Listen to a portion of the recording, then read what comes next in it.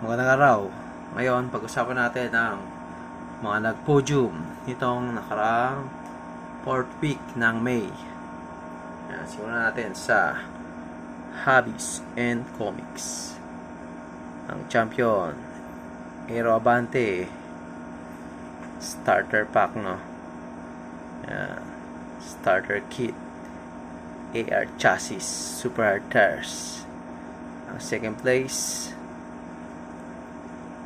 ay Cyclone Magnum Polycarbonate AR Chassis Super Hard Tires. At ang third place, ayan, Hyundai Ioniq 5N AR Chassis, no? AR Chassis yan, naka Super Hard Tires. Puro AR Chassis ang podium finishers. Ayan. Next, dito tayo sa circuit.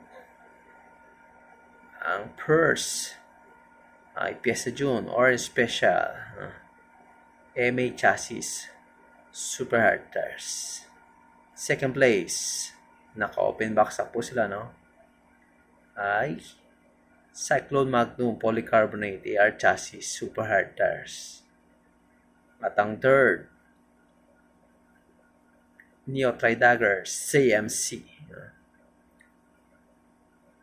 Super 2 Chassis, naka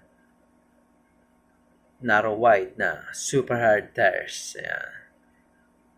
Iba-iba sila, no? MA, AR, tsaka Super 2. Ayan. Next, dito tayo sa Gen 3. Ayan.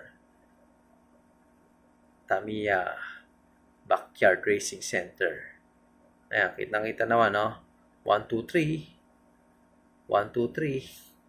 Cyclone Magnum Polycarbonate AR Chassis Super Hard Tires. Metang-meta pa rin. Dito tayo sa Speed Zone. Yan, meron silang Kids Edition, no? O Kids Workshop. Ayan. Nag-podium. Ayan. Diba tayo sa Piesta June TKC Special. Ayan. Naka-red, clear red ang cowl. MA Chassis Super Hard Tires. Ito sa Night Rage Junior Blue Special MA Chassis MA. Naka Super Hard Tires na large diameter wheels tires. Ito ay Aero Abante 2024. Yan. AR Chassis Super Hard Tires.